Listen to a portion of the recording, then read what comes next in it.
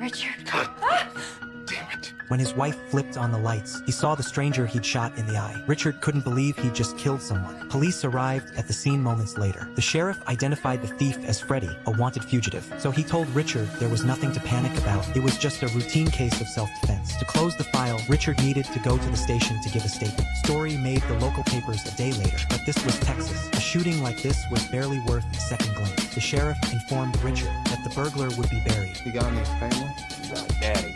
He's got four. Richard immediately sensed danger. He had stronger locks installed on all the doors. Richard didn't sleep or wink all night. He sat in the living room on high alert the entire time. The next day, after thinking it over repeatedly, Richard decided to go to the cemetery to see Freddy's burial. But as he pulled up, an old man suddenly appeared beside his car. Quiet and peaceful, isn't it? Come to watch the shit go in the hole. He didn't give me much choice. Richard knew right away this had to be Freddy's newly released father, and what the old man said next terrified him. Oh, that was a nice picture of your family in the paper. Your boy. He looks a whole lot like you, doesn't he? Realizing his son was being threatened, Richard raced to the school to pick him up. He begged the sheriff for protection, but the sheriff said without evidence, he couldn't assign police to guard their house just because of a few words. Check the boy looks like. He showed up at Jordan's school.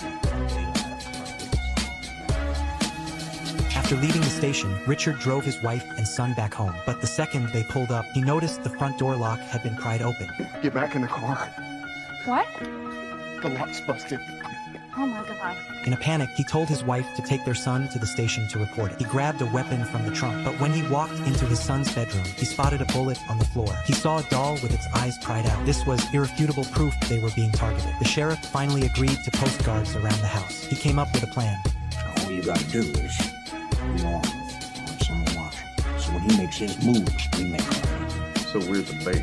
One of them better work here. That's nameless, son of a bitch. One deputy would stay hidden inside the house, while the rest lay in wait in the woods surrounding the property. If the old man showed up that night, they'd arrest him on the spot. What do we do? Go to bed. Get some sleep. You're gonna need it. A heavy rain started falling outside. Richard was too anxious to sleep. He got up to pour himself a glass of milk, unaware that water was dripping from the roof, seeping through the supposedly sealed roof. By the time he climbed back into bed,